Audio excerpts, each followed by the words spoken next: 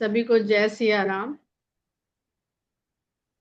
हम लोग रामचरितमानस उत्तरकांड के दोहा संख्या 48 पर हैं, जहां पर वशिष्ठ मुनि राम के पास आए हैं और अपनी बात कह रहे हैं कि अरे बेटा, इधर पहले पोछा मार देना। किस प्रकार ब्रह्मा जी ने जब उनको उपरोहित का कार्य प्रदान कर धरती में धर्म को आगे बढ़ाने का कार्यभार सौंपा, तो उन्होंने क्या कहा ब्रह्मा जी से।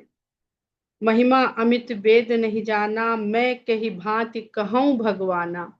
और यहाँ ये जानने आवश्यक है कि भगवान राम को पूरी शिक्षा देने वाले वशिष्ठ मुनि रहे। गुरुकुल में सबसे पहले वशिष्ठ मुनि के गुरुकुल जो था वो वशिष्ठ मुनि का ही गुरुकुल था। बाकी तो राम को जीवन में जिसकी संगत मिलती गई, विश्वामित्र मिले उसके पश्चात, और वनवास के समय अनेक ऋषि मुनियों से राम ने बहुत तरह के ज्ञान प्राप्त किए। और ऐसी कथा भी है कि राम जब सब शिक्षा मिल गई राम को अपने गुरु वशिष्ठ के द्वारा, नीति की, वेद की, धर्म की, शस्त्र की, शास्त्र की, जब इतना ज्ञान किसी को मिल जाए, अल्पकाल विद्या सब आई, अल्पकाल में ही यानी छोटी उम्र में ही, तो राम को संसार से बिल्कुल वैराग हो गया, विरक्ति हो गई। और उन्होंने कि जैसे वही कि जो सनकादिक मुनियों का था कि हमें क्या करना है अब ये सब संसार में जाके, कुछ वैसी अवस्था राम की हुई।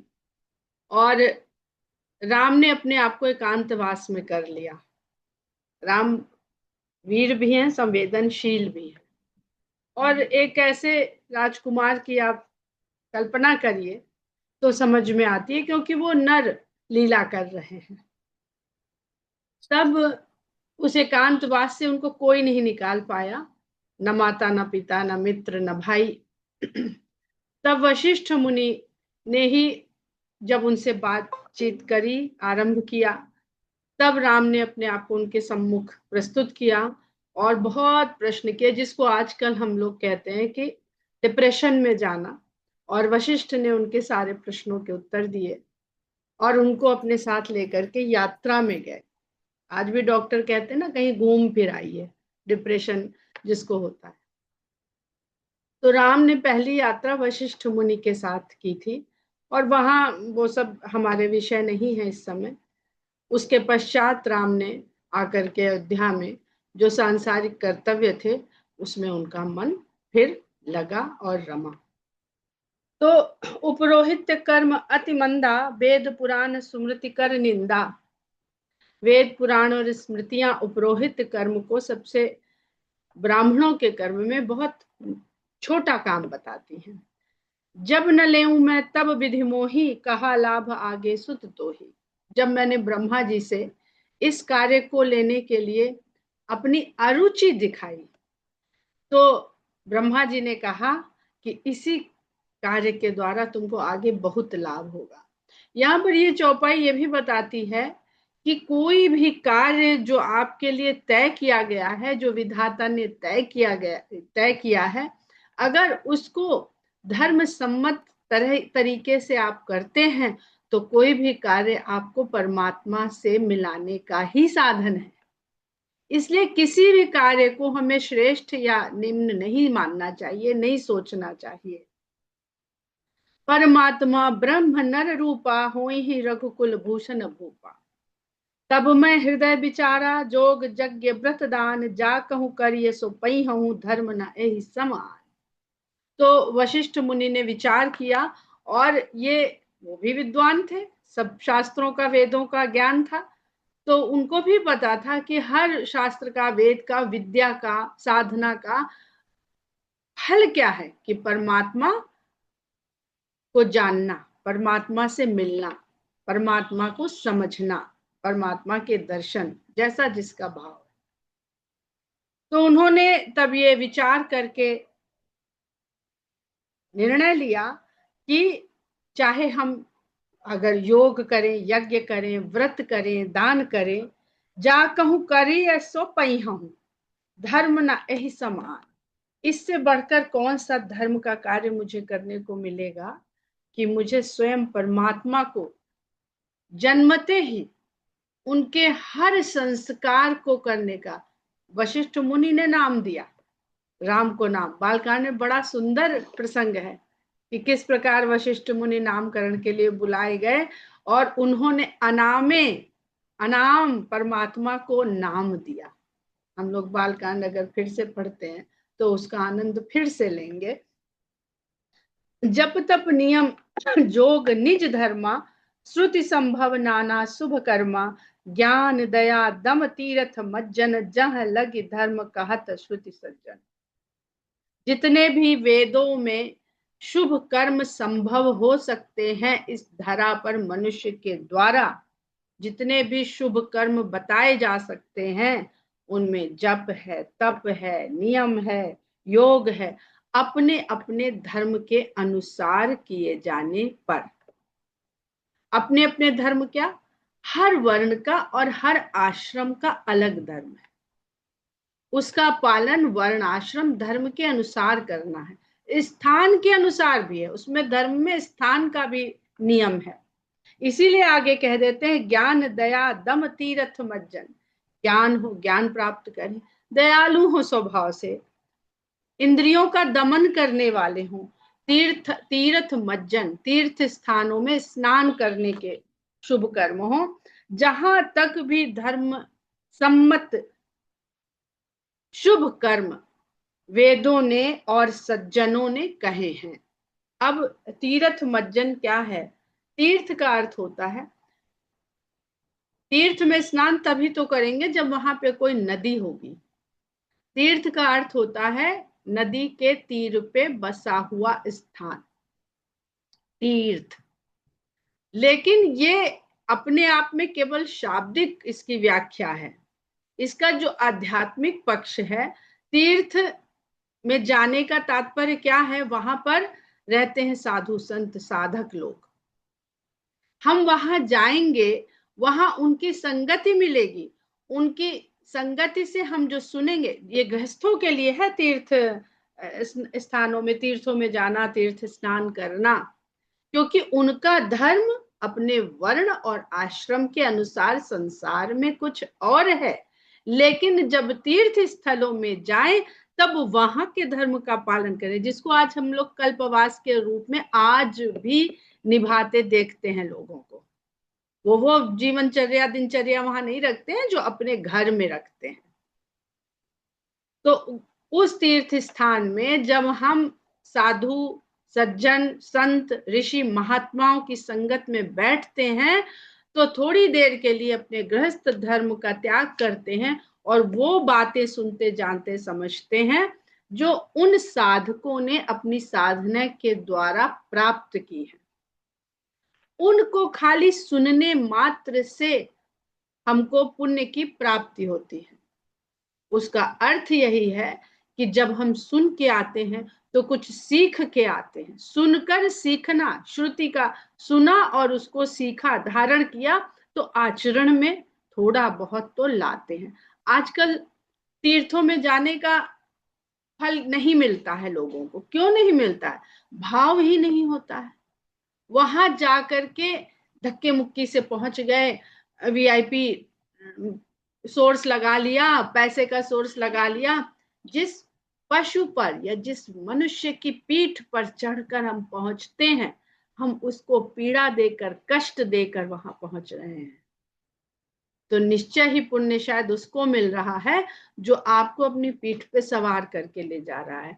हम पुण्य के स्थान पर थोड़े थोड़े नहीं, अधिक पाप के भागी बन रहे हैं, क्योंकि वही कर्म अगर संसार में किया जाए तो उतना पाप नहीं चढ़ता है जितना तीर्थ स्थान में जाके बहुत जगह लिखा, झूठ बोलने का, छल करने का, व्यसन करने का तीर्थ में ज्यादा दोष है।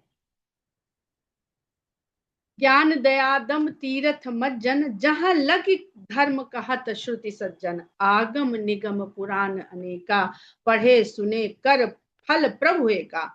वेद हो, पुराण हो, सबको पढ़ने या सुनने का प्रभु एक ही तो फल है, सब में एक ही फल बताया गया है। तब पद पंकज प्रीति निरंतर, सब साधन कर यह फल सुंदर। आपके चरण कमलों में निरंतर प्रीति बनी रहे, निरंतर उपजती रहे, सभी साधनों का यही एक सुंदर फल है। छूटई मल की मलह के धोए, घृत की पाओ कोई बार बिलोए। प्रेम भगत जल बिनु रघुराई, अभियंतर मल कबहु न जाए। मल को अगर मल से धोया जाए तो क्या कभी मल छूटता है? अब जितने भी ऊपर लिखे गए हैं साधन इस संसार में, जो कष्ट है, जो यहाँ बंधन में डालने वाले हैं, उनमें हम देखें कि कितनी शुद्धता बची है। चाहे जप हो, तप हो, नियम, योग, ज्ञान, दया, हम दान भी करते हैं तो उसके अभी भगवान ने क्या कहा था? अनारंभ, आगे की सोचे बिना जो कार्य करे उसको अनारंभ कहते हैं। हम दान करते हैं तो हमारे मन में, सबकॉन्शियस में तुरंत रहता है कि हम बहुत अच्छा काम कर रहे हैं, हमको इसका जरूर पुण्य फल मिलेगा, हमारे बच्चों को जरूर इसका पुण्य फल मिलेगा। तो ये सब दूषित हो गए हैं हमारी दूषित भावना के मिलने के कारण। तो इनसे अगर हम स्वयं के शरीर के मल को धो रहे हैं तो क्या मल साफ होगा? और चढ़ेगा। घृत की पाव कोई बारी बिलोए, क्या पानी को बिलोने से, बिलोना यानी मथना, पानी को बिलोने से किसी को घी मिलता है? अरे देखिए गोस्वामी जी कितनी गहरी बात करते हैं, मक्खन भी नहीं कहा, घी कह दिया। पानी को बिलोने से किसी को घी मिला है क्या कभी? प्रेम भगति जल बिन रघुराई, कौन सा जल सबसे अच्छा जल है?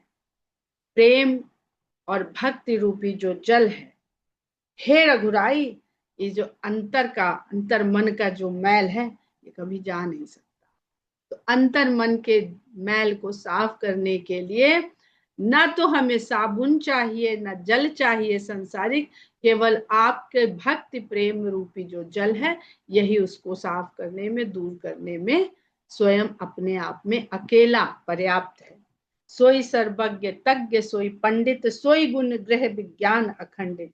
वही सर्वज्ञ है, वही तत्व का ज्ञाता है, तज्ञ, तत्व को जानने वाला, और वही विद्वान है। सोई पंडित, पंडित का मतलब जाति का पंडित नहीं, अपनी विद्या में जो भी कुशल निपुण श्रेष्ठ है वो पंडित है। पांडित्य कहते हैं अपनी कला में या अपने हुनर में पारंगत होना। सोई गुण ग्रह विज्ञान अखंडित, वही गुणों का धाम है और वही अखंडित ज्ञान को जानने वाला है। ऐसा विद्वान है, ऐसे ज्ञान को जानता है जो अब कभी खंडित नहीं होगा। परम का अर्थ होता है जिसका कभी कोई खंड अब ना हो सके, चाहे उसको सूक्ष्मतम कर दिया जाए, चाहे उसको विशालतम कर दिया जाए, लेकिन उसमें खंड करना संभव ना हो, उसी को परम कहते हैं। दक्ष सकल लक्षण सुत सोई, जाके पद सरोज रत होई। एक दक्ष बाल कांड में है और एक दक्षता उत्तर कांड में है। बाल कांड की दक्षता और उत्तर कांड की दक्षता में कितना अंतर है। बाल कांड में दक्षता भगवान शंकर के साथ घूम रही है और किस प्रकार भ्रमित हो रही है, और यहाँ पर वशिष्ठ मुनि को, जो जिन्होंने राम को पढ़ाया है, सारी विद्या दी है, उनको कोई भ्रम नहीं हो रहा है। ये विनम्रता के कारण ऐसा संभव है। भ्रम होने का जो आधार है वो अहंकार है। अगर आधार में अहंकार इतना सा भी है तो वो भ्रम में डालेगा, और विनम्रता है तो वो कभी भी भ्रम में नहीं डालेगी। दक्ष सकल लक्षण सुत, वही दक्ष है, वही निपुण है और वही लक्षणों से युक्त है जिसके मन में आपके चरण कमलों के प्रति प्रेम है। नाथ एक बर मांगू राम कृपा करि देहु, जन्म जन्म प्रभु पद कमल कबहु घटय जनि नेहु। हे नाथ, आपसे एक ही बार मांगता हूं, कृपा करके वो दे दीजिए, जन्म जन्म प्रभु पद कमल। आपके चरण कमलों में मैं चाहे जितने जन्म लेता जाऊं, आपके चरण कमलों के प्रति जो मेरा स्नेह है वो कभी कम ना हो, कभी घटे नहीं। यहाँ पर वशिष्ठ जी कृपा करी देहो, कृपा की बात कर रहे हैं। और इसके पहले जितनी भी बातें उन्होंने कही है वो सब पुरुषार्थ है। एक एक चीज पढ़ लीजिए, सब मनुष्य जीवन का, मनुष्य शरीर के पुरुषार्थ हैं। और पूरी रामायण में, पूरे मानस में गोस्वामी जी ने पुरुषार्थ और कृपा के संयोग के द्वारा ही कार्य संभव है, ये अपने प्रसंगों में बताते गए, यहां भी बता रहे हैं। पुरुषार्थ करना मनुष्य का कर्म है, धर्म है, लेकिन कृपा भगवान की असीमित एक अवस्था है जो भगवान कृपा कर देते हैं तो वो कभी कम नहीं पड़ती, कभी खत्म। मोर सुधारी सो सब भांति, जासु कृपा नहीं कृपा अघाती। कृपा स्वयं नहीं संतुष्ट होती है जिस पर भगवान कृपा कर देते हैं।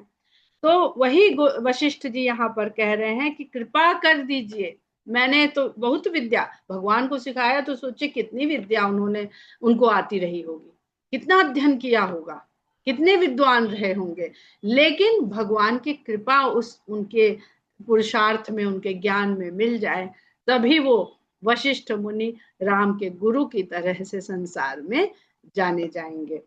अस कही मुनि वशिष्ठ गृह आए, कृपा सिंधु के मन अति भाए। ऐसा कहकर वशिष्ठ अपने घर आ गए और कृपा सागर के मन में बहुत भाए, बहुत अच्छे लगे।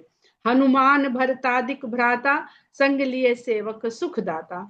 हनुमान और भरत आदि भाइयों को अपने साथ में और बड़े सुख देने वाले सेवकों को अपने साथ लेके राम पुनि कृपाल पुर बाहिर गए। गज रथ तुरत मंगावत भय।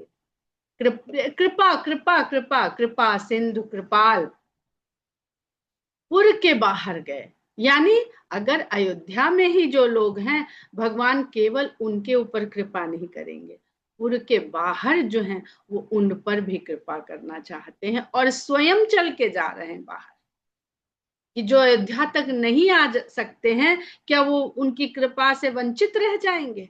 इसलिए भाइयों, हनुमान और सेवकों आदि को लेकर के अयोध्या नगर से बाहर जाते हैं और गज रथ तुरंत मंगावत भय। बाहर पहुंच करके तुरंत वो हाथी, घोड़ा और रथ मंगवाते हैं। देख कृपा कर सकल सराहे, दिए उचित जिन्ह जिन्ह ते चाहे।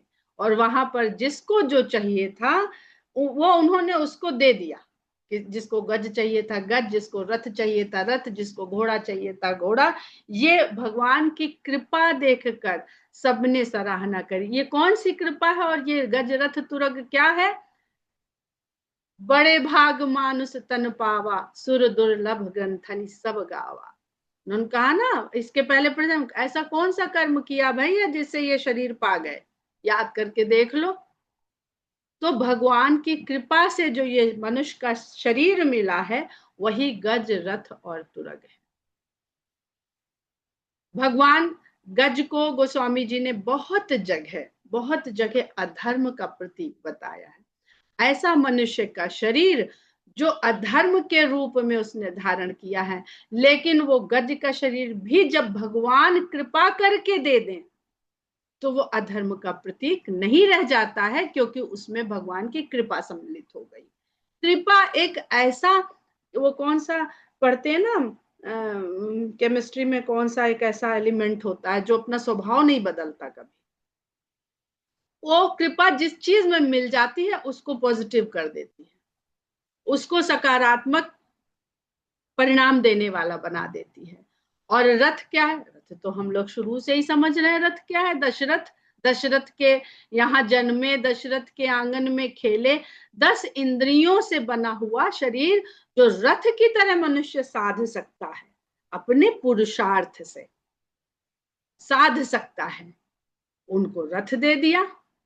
तो रथ में अब जरा विभीषण के समय जो संवाद हुआ है भगवान का कि रावण रथी विरथ रघुबीरा, वहां पर देखिए तो कौन सा रथ है, जब उसको मिला के पढ़ेंगे तो सब समझ में आ जाएगा। वहां पर भगवान ने जब सब शौर्य धर्म, उसके शौर्य और धैर्य उस रथ के पहिए हैं, इंद्रियां तो खूब वश में कर ली, लेकिन शौर्य और धैर्य होगा तभी तो आगे चलेगा। तो उस रथ में हर चीज दो की अवस्था में है। घोड़े तो अनेक लगे हैं, दो तो कम से कम लगते ही हैं। 5 7 9 अलग अलग, जैसे जैसे प्रभावशाली व्यक्ति चरित्र हैं, वैसे वैसे उनके रथों में घोड़े हैं, लेकिन सब चीज दो दो है। केवल रथ में एक ही चीज एक होती है, वो है रथ का सारथी। सब कुछ बढ़िया है, लेकिन अगर सारथी के पास उस रथ का नियंत्रण नहीं है, भगवान राम ने वहां कह दिया, विभीषण को सब कुछ बता दिया कि विजय कौन से रथ से होती है। तो बहिरंग रथ तो ये शरीर हो गया या रथ हो गया, लेकिन अंतरंग रथ वो उस शरीर के भीतर जो गुण है, शौर्य, धैर्य, शांति, क्षमा, दया, वीरता, साहस, निडरता, कोमलता, दया, बहुत सारे उन्होंने बताया। फिर से पढ़ लीजिएगा उसे जाकर। अब आज ही अभी आरंभ करने से पहले कर्ण की बात करी हम लोगों ने। कर्ण का रथ एक पहिया धरती में धंस गया। तो दो पहिया जिसको शौर्य और धैर्य कह रहे हैं, त्रेता युग में जो शौर्य और धैर्य हैं, क्योंकि राम तो धर्म के ही मार्ग में, धर्म की ओर से ही उनका युद्ध अधर्म के विपक्ष में खड़े हुए हैं। बहुत पुरुषार्थ था कर्ण के अंदर, शौर्य, बहुत शौर्य था, लेकिन अधर्म के मार्ग पर खड़ा हुआ था। तो वो जो शौर्य और धैर्य है, उसमें से एक पहिया उसका धंस जाएगा, फिर वो आगे नहीं बढ़ेगा। तो कर्ण की मृत्यु क्यों हुई, कर्ण की पराजय क्यों हुई, कृष्ण ने क्यों अर्जुन को आदेश दिया? अर्जुन तो नहीं तैयार था, क्योंकि अगर वह रथ धर्म के मार्ग पर नहीं है, अधर्म के मार्ग पर है, तो वो आगे नहीं बढ़ेगा। वो लगता है कि उनका धंस गया, पर वो भगवान की कृपा नहीं है। और अर्जुन के रथ पे भगवान स्वयं सारथी है। तो बहुत सुंदर ये जो चौपाई है। और तुरंत घोड़ा, घोड़े पे तो भगवान स्वयं सवार होके दूल्हा बन के सीता माता से विवाह करने गए। वो कौन सा घोड़ा है? वहां पे हम लोगों ने खूब पढ़ा था कि विवाह के लिए जिस घोड़े पे सवार है, वो घोड़ा इतना सुंदर है जैसे कामदेव। तो काम का घोड़ा है। इस संसार में ये सब कुछ चाहिए, ये स्तन भी चाहिए, अहंकार भी यानी कर्ता भाव भी चाहिए, और काम भी। 4 पुरुषार्थ ही है, धर्म अर्थ काम मोक्ष, जिसमें मोक्ष तो इस संसार के बाद है। 3 इस संसार में हमें कार्य के कर्म के रूप में करने पड़ते हैं। तो गज रथ तुरग मंगावत भय, देखी कृपा करी सकल सराहे, दिए उचित जिन जिन ते चाहे। तो जो चाहता है उसको वो दे देते हैं भगवान। लेकिन अगर हम उस चाह में भगवान की कृपा भी मांगते रहें, हे भगवान हम ये मांग तो रहे हैं तुमसे, लेकिन इसके साथ में एक पुड़िया में अपनी कृपा भी दे देना, तो ये जो दवाई है इसके साइड इफेक्ट से हम बचे रहेंगे। ये याद रखिए, खाली कृपा मांगिए, लेकिन संसार में नहीं संभव है। कुछ ना कुछ विषय कामनाएं हमें मांगने को विवश करती रहती हैं, तो उसके साथ एक पुड़िया कृपा भी मांगते रहिए। हरन सकल श्रम प्रभु श्रम पाई, गए जहां सीतल अमराई। श्रम को हरने वाले प्रभु ने ये जब बांटा सबको, तो थक गए, श्रम आ गया उनको। हरन सकल श्रम प्रभु श्रम पाई, श्रम को हरने वाले, सबकी थकान को हरने वाले प्रभु थक गए। गए जहां शीतल अमराई, वहां गए जहां शीतल अमराई। अमराई आम के बागीचों को कहते हैं। बड़ा सुंदर वर्णन है। अमराई वो रस है जो भगवान शंकर कामदेव को मारते हैं, जब भस्म करते हैं, तो वो आम के पेड़ पे छुप के, आम के पत्तों के बीच में छुप के उन पर वार करते हैं, धनुष चलाते हैं, काम बाण चलाते हैं, कामदेव भस्म होते हैं। आम का एक पत्ता, एक पल्लव भी नहीं जलता है। ये जीवन के आनंद का रस है। और संस्कृत में, हिंदी में बागीचे को आराम कहते हैं। बढ़िया आराम है, लेकिन अगर आम का है तो फिर रस ही रस है। वहां पर छाया भी है, शीतलता भी है, फल भी है, रस भी है। भरत दीन निज बसन डसाई, बैठे प्रभु से वही सब भाई। और जब भगवान पहुंचे, भगवान को थका हुआ जानकर भरत जी ने अपना पहनने वाला वस्त्र भगवान के आसन के लिए बिछा दिया। प्रभु उसके ऊपर बैठ गए और सब भाई उनकी सेवा करने लगे। मारुत सुत तब मारुत करई, पुलक बपुस लोचन जल भरई। मारुत सुत हनुमान जी तब भगवान को हवा करने लगे। और ये सब जितने भी संसार में तत्व है ना, 5 तत्व जो कहे गए, ये सब भगवान की ही सेवा कर रहे हैं। 4 भाई और एक हनुमान जी, 3 मतलब राम भगवान, उसमें मिला लीजिए तो 4 भाई और हनुमान, 5 तत्व हो गए संसार के। मारुत सुत तब मारुत करई, पुलक बपुष, उनका शरीर पुलकित हुआ जा रहा है जब भगवान को हवा कर रहे हैं। और लोचन जल भरई, और इतनी इस सेवा को करने को उन्हें मिल रहा है अवसर, इसलिए उनके नेत्रों में जल भर रहे हैं। सुग्रीव जी ने छोड़ दिया तो हमको भी ये अवसर मिल गया, अपने साथ ले जाते, नहीं अनुमति देते तो हमको ये अवसर नहीं मिलता। हनुमान सम नहीं बड़ भागी, नहीं को राम चरण अनुरागी। हनुमान के समान बड़ा भाग्यशाली कोई नहीं है, और ना ही कोई राम के चरण का वैसा प्रेमी है जैसे हनुमान जी। गिरिजा जासु प्रीति सेवकाई, बार बार प्रभु निज मुख गाई। शंकर भगवान पार्वती से कहते हैं, हे गिरिजा, जिसकी प्रीति और सेवा की भावना को भगवान अपने मुख से बारंबार गाते हैं। एक एक शब्द को समझेंगे तो गिरिजा, फिर भगवान पार्वती को उमा नहीं गिरिजा कह देते हैं कि यहाँ गिरि का अर्थ जड़ तत्व है। तो गिरिजा, कहीं कोई जड़ता ऐसी ना आ जाए इनके भीतर जो सती की देह में जब इनके भीतर आ गई थी। तो उनको समझाते बताते चलते हैं। तई अवसर मुनि नारद आए करतल बीन, गावन लगे राम कल कीरति सदा नवीन। ये दृश्य है, अमराई है, उसके नीचे आम के वृक्ष के नीचे भरत जी ने अपना वस्त्र बिछाया हुआ है, उसमें भगवान राम विराजमान है।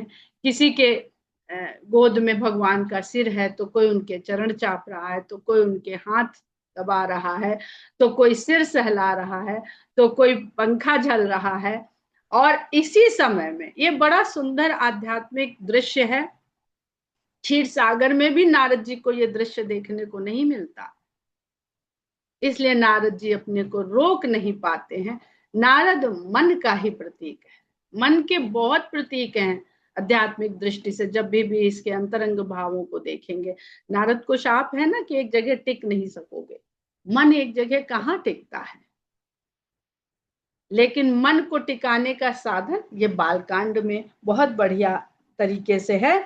तो जब वहां पर मन टिका और मन टिक के समाधि लगी और समाधि से उठे, तो भैया ऐसा कामदेव के साथ वार्तालाप हुआ, इंद्र के साथ हुआ कि उनको तो घमंड आ गया। अब वो फिर से ना आ जाए कहीं, तो बार बार नारद जी आ जाते हैं, बार बार दर्शन करते रहो, तो जो कुछ गलत बीज पड़ जाते हैं वो अंकुरित ना होने पाए। तो उसी अवसर पर नारद मुनि अपने हाथों में वीणा लेकर के वहां आ जाते हैं और भगवान राम की सुंदर कीर्ति जो सदा नई लगती है उसका गायन करने लगते हैं। हम लोग आज यहीं पर विराम लेते हैं। जय सिया राम।